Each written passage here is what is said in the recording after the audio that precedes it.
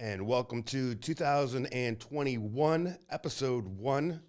We are in studio. We are in, it's not VIE Media. What's the name of the? Half Coast Studios. Half Coast Studios. Yep. Just went through a rebranding. Conveniently located off of Olive and Craig. Yeah. Open for business. Yes, it is. And we're sitting down with Garrett Atkins. Are you co-founder or president? Yeah, I'm a co-founder. Of VIE Media? Of VIE Media, and then Half Coast Studios. It's a nice setup. Thanks, man. Yeah, we're happy to be here. Like I was saying before the show, a lot quieter than our last location. We're the holidays. We touched base a little bit on that, too. Again, COVID, you were telling me that your family's pretty strict about it. Yep. Good for them. Yeah. So we saw a whole lot of people we haven't seen in a while. Yeah. No, hung out with family I don't normally hang out with on Christmas to compensate for the fact that normal traditions weren't underway. First Christmas in the new house. Yes, it was, and it was nice. It was real nice because pretty much all we did was chill this Christmas. It was just my girlfriend and the 2 dogs. So opened gifts and lazed about. 2021, it does feel like things are going to have to be a little different regardless of how we come out of COVID, regardless of the vaccines. We've had some restaurant tours on. They've talked about how things are different.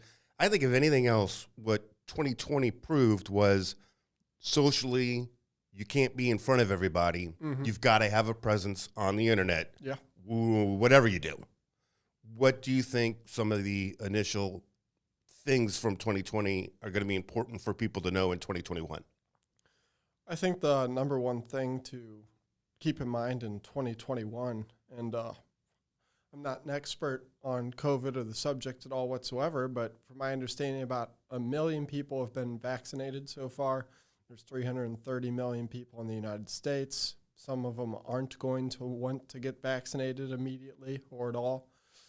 So the number one thing I'd keep in mind is that it's not going to end for a second, and it's not going to end overnight. Even if we did 1 million people a day with vaccines, it would take a year to get everyone vaccinated if everyone agreed to do it, that is. So trying to keep in mind that you need to be persistent and resilient for the next year, because I think it's going to linger a bit. But assuming any rate of improvement whatsoever, it's going to be better than 2020, in my opinion. So I think there's a tad bit of relief in that for small businesses and everyone else alike. And I'm surely looking forward to 2021. And how long have you been doing this? VIE Media, I started it in October 11th of 2016, so going on 5 years. An award-winning VIE Media. Yes. A couple awards now. Best marketing firm in St. Louis in 2019 and 2020. And then a couple of our team members won awards on the team as well. And we haven't caught up in a while, but I saw something about Fortune magazine or... Oh, yeah. I've been writing articles for Forbes. I'm part of what's referred to as their Forbes Agency Council. So basically, I write about topics on Forbes.com that are related to marketing and business. You're blowing up? Trying. It's been a long time coming. When it comes to advertising in whatever form, it's always about the ROI. Yeah. The return on investment. It just has to be. Back 25 years ago when I was on radio, there was an ROI discussion, but it was a lot harder to track exactly to the penny. Now that is no longer the case. Of course. Walk me through, I'm less than 2 years old in a business. How do I get my finger on the pulse of a real ROI? Yeah, so VIE Media, of course, so everyone knows, we're a full-service digital marketing agency, and we offer services such as web page design, social media marketing, Google pay-per-click, copywriting, graphic design such as logo design, and then other marketing assets, of course. But the number one thing we like to focus on and what's important to our clientele is a return on investment, your ROI. Because as long as we're making you money, putting in $2,000 and getting $10,000 out, you're going to want to be a client because, the money is making you money and it's helping grow your business. For any business, the best thing to figure out, that way you can figure what marketing strategy works best for you is, of course, it's dependent on the type of business. So an e-commerce business that's selling a product online is going to market themselves vastly different than a vape shop that's a brick and mortar location that you have to go to buy a product. And that's going to be much different from business to business company that offers services to other businesses like myself. So figuring out what type of business it is and trying to figure out which marketing strategies we've implemented in the past for a similar type of business is kind of the first step. But especially right now, backtracking to your question about 2021, still dealing with COVID a bit, for example, really making sure that all of your foundational needs are met on your marketing strategy, such as your local directories and local SEO. If you're doing business within a certain locality, which most small businesses are, they're not servicing nationally. They're operating here. If they're in St. Louis, they're most likely offering their products and services here in St. Louis. So making sure your local SEO, local directories are underway, your Google My Business, having a website that is up to par in 2021. Can't tell you how many times I meet someone, look at their website, and the website looks like it hasn't been touched in the past 10 years or longer. And so making sure that's at least up to par. And then local directories, local SEO, website, and then branding. Lots of businesses I look at, and they also have, pretty subpar branding. And even though that you're not going to measure an ROI off a rebrand or a new logo, I found that if we were to do Facebook, say you had a business and that business had a really old-looking brand and the logo hadn't been done in a long time, and we start doing Facebook ads right now or Google pay-per-click right now, and we did it without redoing the logo, and then 6 months from now we redid the logo, and all of a sudden you're getting a bigger return on investment off of your Facebook or Google pay-per-click. That's probably somewhat correlated to the fact we rebranded your company. And it looks a lot newer, a lot fresher. So, but really the core of what we do is measuring return on investment based on Facebook ads, Google pay-per-click, and other types of advertising, and how we measure it in black and white. Because like you said, back in the day, people would do radio, really hard to measure the ROI. For us, it's very black and white. We use a combination of third-party softwares that tell us this is how many leads we generated you, this is how many phone calls you got, this is how many people filled out a form on the website, and then this is how many of them closed. Here's how much they paid. We have I'll use a roofing client, for example. So we have a roofing company. So we do search engine optimization and Google pay-per-click for them. We can tell them, hey, you got 34 leads this past month, 8 of them closed, and it made you $170,000 the past month. And they're spending $3,000 a month. So that tells them how much money they're making on their advertising in black and white, and that's really what people need.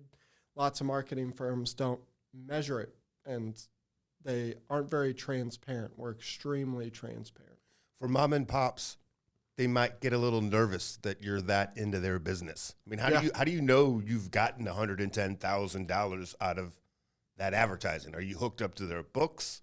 Are you following up with the customers? I mean, I know especially restaurants, but small roofers, they might not want you to know all the ingredients. They just want you to eat the sausage. Yeah, I mean, the best thing we do is communicate. I mean, communication is key. Whenever we are in preliminary talks before we take on someone as a client, making sure we're setting expectations properly on the front end proactively rather than reactively is paramount, because if we have a client that, let's talk about what you were referring to, someone who is more nervous about sharing that information, maybe prideful, just not used to sharing it. It's something they haven't been through before. That's the kind of stuff we have talks about before they agree to become a client. Because the bottom line is, if they're not sharing, and to answer your question on how it works, we're not connected to their books per se. What we're connected to is usually their in-house CRM. So CRM, customer relationship management software, it's basically what companies use to track how many clients they're getting, to track where they're at in the pipeline, the sales pipeline that is, to track what they've done for them, what they have yet to do for them, and so on and so forth. Lots of companies have a CRM. Some don't, some do. But basically, hooking up our third-party softwares to their in-house CRM allows us to track that data to where we don't have to have access to their books. And really the only numbers we want to see are the numbers that we generate for them. You know, we want to see everything there is to see about the leads we're generating for their company. You know, we care that they're getting a lot of business off word of mouth and other avenues, but that's not our job to track or our business. The only thing we're trying to pay attention to are the leads we generate for their company. So by integrating with their in-house CRM, we can see not only the leads we're generating for them and how they got there, whether it was a phone call, form fill, etc. We can also see, you know, it closed. This one closed for $70,000. This one closed for $3,000, and that allows us to measure the ROI. And like I was saying just a second ago, getting the client to understand that's a requirement to work with us on the front end is kind of how we do it. So we're not surprising them after they've become a client. A lot of times when I first sit down, did I tell you I actually went back and I'm helping K-Fan now? Yeah, we'll catch up on that. So sit down with a customer. What are the 2 things you want to fix right now? Let's not go through 20 things. Let's try to narrow it down into what would make you happy if we accomplish this first. Yeah. And then we'll move on from there. What's your attitude? How do you get that client to understand, I know you've got all these things you'd like to have be better, but we got to start here. How do you communicate that to them?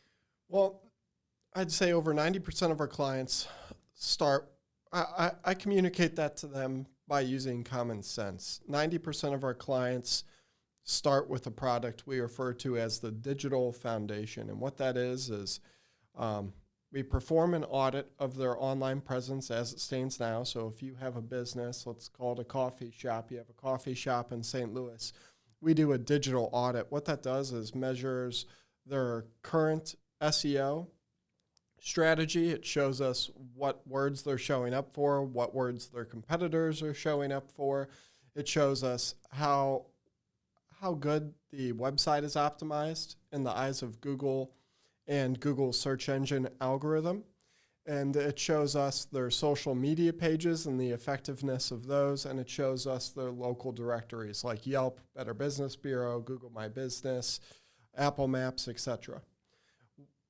When we look at that audit, it gives us a good idea of how well their internet presence is helping them currently. Usually, it's not helping them very much at all. So the first product we would try to push for them is that digital foundation, which is basically the fix to all of those problems that the audit brings up. So creating and altering all the digital directories that they don't have or do have that aren't set up properly. Going over the website and installing analytics, because at the end of the day, we want to be able to track whether what we're doing is helping the client or not. If we're not helping the client, we'd rather them not be working with us, because at the end of the day, we want to make them money. Did you see that documentary on Netflix, Social Media? Yeah, I know which one you're talking about. Okay. Yes, I have. That's some scary stuff. It is. Now, in regards to all the negative things that can come about from that, on the business side of stuff, it can really help make this a lot easier for people to increase, improve, get data. Walk me through when you talked about setting up the analytics, I think. Yep. How do you set that up so that you're getting those patterns established? It's really just putting a line of code in on a website. So installing Google Analytics, a web page designer, or an analytics specialist, or a digital strategist is what we call it, gets access to their website from the client during onboarding. And they go into the website and they install a line of code where it's supposed to be, which then enables Google Analytics software to start pulling data from the website. which tells us how many people are visiting it, where they're visiting it from. Are they coming on to the website via phone or desktop browser? Are they filling out forms? Are they making phone calls? Stuff like that. How do you do that if they're a franchisee and they don't have control of all that? It's a corporate dictate down. How do you help those guys? Yeah, so franchises are much different. We have a lot of experience helping them. Worked with the UPS store, for example, as a franchised-owned business, and we've worked with a couple of those locations. But if they're a franchisee, lots of times they don't have their own website, right? They're all sharing a website. The UPS store, for example, is one of those. Same with Metro, powered by T-Mobile. All they have is the big corporate website. They don't have their own small, dedicated website. So how do we install analytics onto a website they don't have? Lots of times we are choosing, and that's why I go back to one of the earlier things I was saying. Every business has their own strategy that works for them. For them, installing analytics onto a website that doesn't exist isn't really a possibility. So you have a couple options. One's building them a website and installing analytics onto that, or advertising with them natively on Facebook, because Facebook, you can advertise and have it stay on Facebook rather than push them to a website. Or you can build them a landing page. So you can skip the whole foundational part where you install analytics onto the website that they don't have in this case. You can build them a one-page landing page and then drive traffic to that landing page and install analytics on that landing page. Does that make sense? Sure. So for the people who are advertising on Facebook, I know folks who take the time and effort and have learned, but I'm sure they're not professional at it. What are the easiest mistakes people make when they're doing their own Facebook advertising? Boosting posts. Lots of people, I can't tell you how many times I've heard someone say, oh yeah, I'm doing Facebook advertising, and all they're doing is boosting a post. Usually that's not enough effort. And lots of business owners need to keep in mind that although Facebook pushes and promotes, hey, it should be real easy for a business owner to do Facebook advertising on their own. It's a full-time job. The people at VIE Media, for example, that's what they do full-time is Facebook ads. And it took them years to get good at it, doing it full-time, let alone a business owner who's trying to pursue it by themselves. And I'm not saying it's impossible. I know some business owners who've run their business as well as run Facebook ads and done it successfully. But those people are far and few between. So in lots of cases, these business owners, boosting posts is one of the biggest mistakes. And then, of course, and just think about it this way, it's such a full-time job that not only do you need to know how to do Facebook advertising, but I was talking about what franchises can do without having their own website, for example. That means you have to know web page design too, because you have to build a landing page. Now you're not only needing to know how to run Facebook ads properly, you're needing to know how to design a website. And on top of that, you need to know that the website needs to look a certain way in order to maximize the amount of people who fill out a form or call you from that landing page. So there's a lot that goes into it, and I don't think a lot of business owners are quite aware of what it takes to run a successful campaign on Facebook or any other type, really. Talking about Facebook, is there a limit to the duration of the video? You should definitely be more than a minute. You definitely should be less than 3 minutes, anything like that? 30 seconds to about a minute, I would recommend. We've I think the longest video our company has ever put up is about 2 minutes and 20 seconds or somewhere around there. But that was like a video that was supposed to showcase the company. We're not using it for ads right now in particular. For advertising, I'd say 30 seconds to a minute max, because people are scrolling through. If you're lucky, they stop scrolling. And if you're really lucky, they watch the entirety of your content. So trying to put something at the beginning of that video that grabs their attention and then keeping it short and sweet is key. Are there times in the day that are better? Oh, yeah. For example, Wednesday, I want to say between 12 noon and 3 p.m. Central Standard Time is going to be the best time of the week to post, between 12 and 3 on Wednesdays. But of course, this information, that's a very generalized statement. Sure. That is usually applicable to most industries and person-to-person content. But every industry is different. Some industries perform really good at midnight when you're posting. Some perform good at 9 a.m. on Monday. Some perform great at 4 on Friday, and so on and so forth. So even though there is some generalized content out there, you can Google right now, best times to post on Facebook, Twitter, and Instagram, and there'll be 50 articles with that information, and all the information's about the same on those 50 articles. It's not applicable to everything. Talking about websites, do they still delve into this is a soothing color, this is a color which gets a reaction, a positive reaction from your person, your customers that you're trying to get? Do they still dig that deep, or have they gone past I do. it? Do you? Yeah. I mean, whenever, let's say right now I'm helping a roofing company with branding. And during the branding process, we're designing a logo, of course. And during the logo design process, colors come into play. And in roofing, for example, and it's not finalized yet, but in roofing, for example, you want to have trust from the clients. So, and where I'm going with this is the color blue, subconsciously speaking, is the color of trust. That's one of the ways you can look at it. And so using blue, for example, you'll see it used a lot in insurance for this reason, is because insurance companies want you to feel like you can trust them. So they use blue a lot, and apparently that affects you subconsciously. So it's things I pay attention to. Black, and black is a color of power, a very powerful color. Purple is a luxurious color, although I don't see it that way. That's apparently subconsciously what it represents. So all these colors have different meanings, and they're definitely things we still pay attention to today. What's your perfect client? Perfect client is someone who cares about ROI and nothing else. At the end of the day, if I didn't own a marketing company and I was hiring a marketing company, that's what I would care about. How much money am I putting in? How much money am I getting out? I have all too often I have a client who cares and sweats too much the small stuff, like how pretty this landing page looks. They're so caught up on the landing page, and I'm just using this as an example, but you have clients, small businesses. We were just working with one that was paying attention to how the landing page looked over how the landing page performed.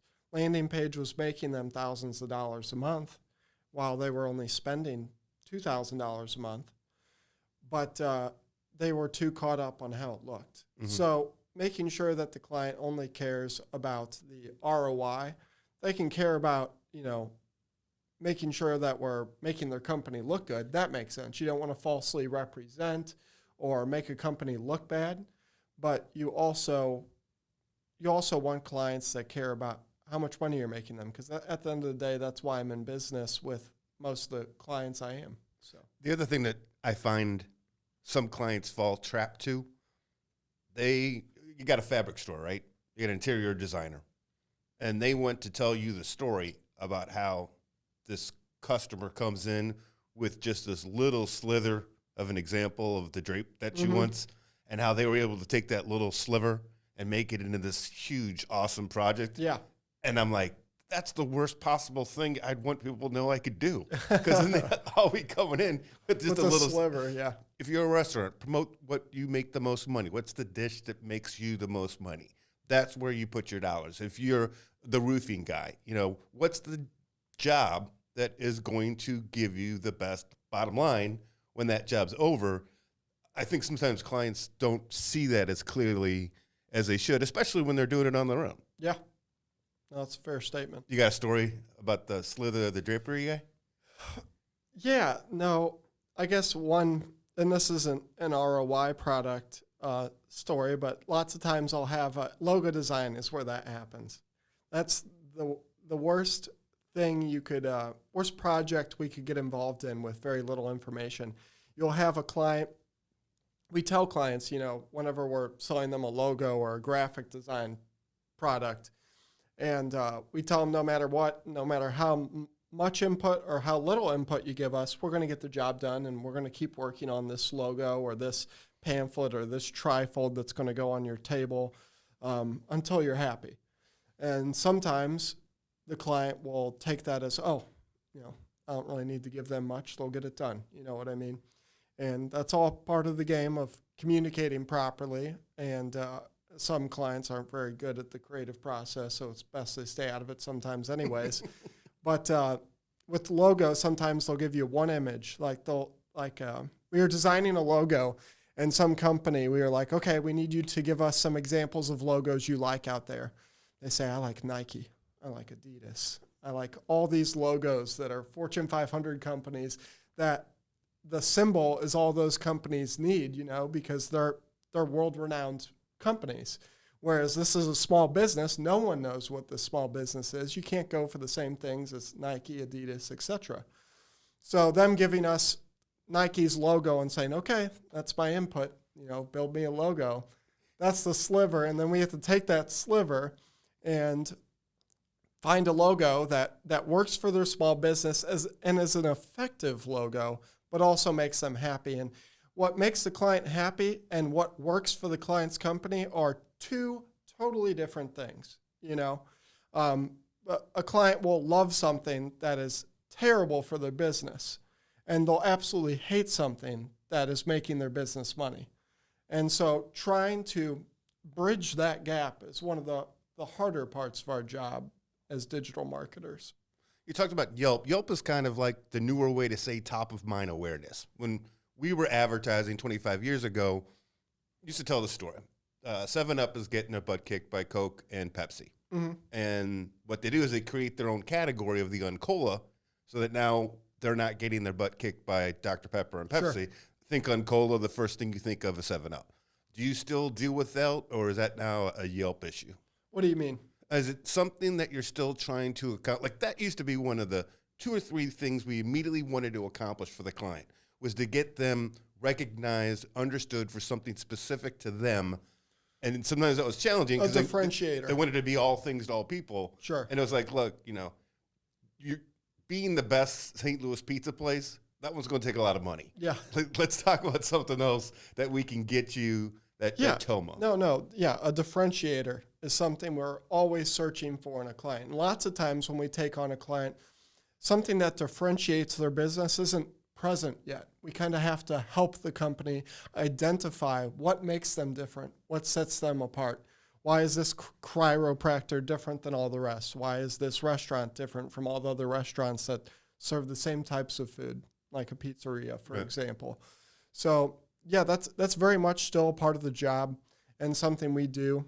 For example, I guess VIE Media is a great example of that, because when we started business, I wanted to be everything to everyone. I wanted to, we are very much a full-service digital marketing agency, but we do specialize in a very few amount of things. Whereas back when I started the company, I was naive. I was dumb. I was thinking we could do all of these services and specialize in all of them. But we are the jack of all trades and the master of none. Nowadays, we're very good at return on investment related advertising. And that is our bread and butter. We do branding. We do very good video work. That's one of our specialties. But we specialize in things that make your business money. And I think a lot of companies make the mistake that you brought up of trying to be everything to everyone rather than trying to figure out what their niche is. They may not even realize it, but that pizzeria you were talking about, this hypothetical company, may have a certain demographic of people coming in already. All they have to do is open their eyes and see that demographic is showing up, and then capitalize on that and expand on it. And that's their differentiator. The other thing I think companies make the mistake of is you ask them what they're good at, and they say service. Look, you got to just take that off the table. Your service is good. That's why your doors are open. Yeah. But if I want you to promote that you have good service, I'm doing you a disservice, because they're just going to assume you got good service. Now, it can kind of technical. Maybe I shouldn't take it totally off the table, but when small mom and pops or middle-sized business, well, we have the best service. Our service is, well, people are going to say it better be good. Yeah. And it's usually good when people have a requirement. And so I say, please, let's not tout the fact that you have the best service. Yeah. Sounds like you agree? No, I 100% agree. I mean, it's okay. Like, if if you have a big website saying something about how you have great customer service, that's fine. Making that the center point of your brand's personality, I think, is a waste of time because, like you're hinting at, that's a requirement to be in business. That's why your doors are open, like you said. If we didn't have good customer service, we would not be in business because people wouldn't like dealing with us. And that's one of a very frustrating thing to have to deal with, customer service. But you have to dig deeper than that to try to identify what makes your business, your pizzeria, your marketing company, your podcast different from everyone else's. And it can't be something that's a requirement. It's kind of like when people apply to a job with our company, they'll put Microsoft Word on their resume. What does that give me? You better know how to use Microsoft Word. You better know what Google Drive is. You know what I mean? So those things are requirements. They're things that if you didn't put on the resume, I would have assumed that you knew how to do. Same thing with your hiring new salespeople. Well, I'm always available. I'm always immediately responding to phone calls of clients. Yeah. Oh, you better. Yeah, no kidding. How are you doing? Anyway, so I was going to make a joke about the radio salespeople. I digress. What's the next greatest thing? Is there a next greatest thing coming up after Facebook? I think it's already here, just not for your demographic or mine. My demographic, I don't act like the rest of my demographic does. Most of my demographics on Snapchat, Instagram, get in the TikTok, or they're already there, and they don't use Facebook very often. I'm very much Facebook, and your demographic's very much on Facebook as well. But I think the next thing is already here. I mean, I think everyone's on TikTok. Lots of people are talking about Clubhouse. We'll see how that goes. It's not even on Android. So explain that to people. That is something that's new. Clubhouse? Yeah. I'm not on. I'm aware of what it is. It's an audio-only social media app. And from my understanding, I haven't used the app yet because it's only on iOS. It's not on Android. I have a Samsung S20 Ultra or whatever, so I don't have the app, obviously. But from my understanding, I was looking at someone talking about the use of the app the other day on Facebook, and they were talking about how they were listening to Grant Cardone talk about how he runs a multi-million-dollar business. And he was just talking about it on the app, and they were listening for free. So I don't know how it looks. I don't know what the user interface looks like, but if it's an audio-only social media app and you're able to listen to influencers or titans of their industry or your friends or associates on an app and just listen to them talk for free, I think there's a lot of value in that. And it's definitely different from things we have out there, which is key. But we'll see what happens. If it turns out to be anything worthwhile, I think the same thing will happen that has happened in the past, where Snapchat came out and then Instagram copied a lot of the things Snapchat did because they have the money to do so.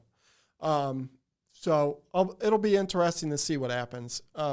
Right now, I think I see a lot of talk about it. I don't know if that's just here local in St. Louis or if that's a national or international thing that's happening. But it's not going to be a really big deal until it's on Android and iOS. Mm-hmm. Android accounts for almost 50% of the phone users. So if you're only able to reach 50% of the total audience, that's not good. So now we met each other in ICAG. Yep. Chris and Deanna, great people. Mm-hmm. Explain to the listeners your digital co-op. So the digital co-op, it's a Facebook group, an in-person networking group located here in St. Louis. It started off because we wanted to have a networking group and a Facebook group, basically a collection of like-minded individuals, most of which were digital marketers. But then we kind of expanded on the idea we wanted to fit business owners in there, because if we had a bunch of digital marketers, we can help refer each other business and give each other advice and learn from one another, but we can't really help too many people except for each other. So we wanted to include, we wanted to include business owners so we could help more. So it's really a collection of digital marketers, business owners, and St. Louisans that want to help one another in business and in life and refer each other business. And if someone needs, say I need someone that builds a website and I don't have a web page designer, I can go into the Facebook group, or of course when the in-person networking events launch, which won't be until I think April now is what we're shooting for in 2021. Obviously, COVID got in the way of in-person networking happening. But we can refer each other the right people, which I think is it's nice to have a collection of people that have similar goals, who are also in business and all live in the same locality. There's a lot of Facebook groups and collections of people here in St. Louis, and not many of them are conducive to actually making an impact and a difference, and that's something we want to do. One of the things I've noticed from my podcast that I had not realized, there are dozens of St. Louis-oriented groups on Facebook. So many. STL Positively is one that I've gotten to know. I think one of my favorites is, you're from St. Louis, and people post a whole bunch of old stuff. Yeah. There was one, transplants from St. Louis now living in Florida. And so how, as a marketer, do you take that to the next level when it comes to Facebook? Is it covered just by the advertising, or do you target certain group sites because they're mirrors of what your clients are wanting as customers? Yeah, I think if we're talking about Facebook groups here specifically, really making sure that you have content in that Facebook group on a regular basis is one of the best things you can do. Look at most of those Facebook groups. You'll see a lot of people doing self-promotion. You'll see that the admins are not posting content on a regular basis. Those two things, I think, are the two things most people who have a Facebook group should pay attention to. Are you, as an admin, putting content in there on a regular basis that starts a conversation? Are you allowing self-promotion in the group? If you're allowing self-promotion, people are not going to engage with the content. The group's going to die. If it may have members in there, but it's not going to have activity, like meaningful action. And then that content that you as an admin should be posting in there on a regular basis should act as the foundation for a conversation with meaning to start on a daily basis. So I think those two things, whether you're a copycat group that's just a shadow of a group that already exists, or something that's a completely original idea, as long as you're paying attention to those two things, I think you're going to do a lot better than 99% of the groups on Facebook. I'll give you an example. So the last episode for 2020 was Chris Kerber, who's the voice of the blues. Mm-hmm. I posted my normal stuff, let the dust settle. The next day, specifically just in blues-oriented groups, and you absolutely could track. Now, I couldn't track 410 or 319, but I saw the jump. Yeah. In my back office, I saw we had gone through all of our first line of defense, and now we were on 3 different places we had never been on before. I'm thinking, if I'm a restaurant and my promotion for March is for people to come in, drop off their business cards, and win a suite at the Blues, that's something I never really had thought about before. But now, guys like you need to be able to tell me this is another place where I could go to be effective. 100%. And I actually had a question for you. How's the texting going? Well, good question. Thanks for that. So, not well enough that I didn't need to call KFAN back when they called me. Sure. Here's what we definitely have seen. For the clients who have had their lists and have been on the texting program, unbelievable important, and got them through COVID. Some of my restaurants with the big chains and things, they're not going anywhere. And they're almost abusing it to the point where it's the best thing they can do. What also unfortunately happened for new clients or for people that were in the funnel, very easy conversation. I'm trying to repeat this in an easy way. David, I don't know if I'm going to be in business in June. And I know that if I am, I'm going to wish I had started this, but I need to spend all my energy. I need to spend everything I'm doing right now just to have a better January, to have a better February. And A, I'm not a pushy salesperson, but B, how do you argue with that? I mean, because I agree with them. Who knows? They're just trying to make it the next month. I think when the next government funding stimulus happens for small businesses, I think it'll be different than the first time. I think the first time everybody got the stimulus, it was, wow, we'd be gone if it wasn't for this. Now everybody's had 8 more months to think it through. I don't think that money is going to go exactly to what it was going to before. And I think now people will have a plan. Okay, this is what I need to do over the next 6 months. This is what I need to do with this money over the next 6 months. And I think they're going to do that a lot differently. So for what you and I do, I think we'll be able to have more conversations than we could 6 months ago, just because it's not their first rodeo and they kind of have an idea on what they need to do to make it and make 2021 a good year. That's my 2 cents. No, I've been dealing at VIE Media. We're a marketing company. So just like you were dealing with, you had the texting program. People can sign up for their businesses and then it will automatically send text out and do a bunch of cool stuff. For us, we do marketing. So we had a lot of those conversations as well with business owners who were basically rethinking their marketing. You know, they're spending a lot of money on marketing every single month. Then COVID hits. Had a lot of conversations, hard conversations regarding their marketing strategies because of that. But and you were also pointing out when this next COVID stimulus comes for small businesses, they need to know what to do with the money. And I just wanted to say that's one thing a lot of small business owners can take away from this, if anything, is that always know, even if you don't have money coming in or extra money coming in from the government or any other avenue, one of the best things you could do for your business is know at all times where you would spend money if you had it on your business, because lots of people don't. And the other thing too, all about ROI. This conversation starts and ends with how much money you're making for people. However, there is a soft pleasure of them being able to only concentrate on their business, be 100% focused on their business, and then 1 hour a week meet with you, as opposed to having to do this all at the same time. Yeah, no, that is definitely a convenience. And like I was pointing out earlier about Facebook ads, that's a full-time job.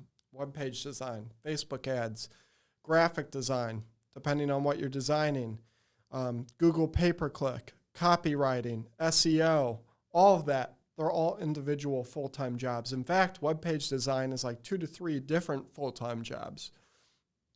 Having all that taken care of for you, and then being able to meet with us once a week, once a month, whatever, that's a huge convenience. Not to mention to have people that know what they're talking about doing those things for you and elaborating them to you in a way a layman could understand, because lots of it is a different language to me even, because my team are the people that are doing web page design on a daily basis. So, I mean, when they're doing it full time and I'm selling and leading the company, I mean, they're better than me. So even I know firsthand how much I don't know about certain things that my company does. And if I have trouble understanding some of it because I don't do it full time, my team does, I can only imagine how difficult it may be for business owners that don't own a marketing company to understand how to do some of these things. Permission to brag on yourself. You just kind of glossed over the awards that you've won. Sure. Brag on yourself. What does it take to win those kind of awards? Making customers happy, which is not the same as service like we were talking about earlier. Making customers happy by making them money. For a digital marketing company, it takes being able to take money and make them more money with that money. And that's been the recurring theme in this conversation is return on investment. I think that's why all of our clients are happy and stick with us, is because they can rely on us to grow their company's bottom line, their revenue, their profit. So, but that being said, we did win an award for innovation, best marketing firm again in 2020. Our COO won St. Louis's best boss. I won St. Louis's top, I think, 5 or 10 business leaders. I forget how many. Really knowing enough, I would say, knowing not the right people, but knowing a lot of people. Getting out there, talking to a lot of people, being active on social media within St. Louis.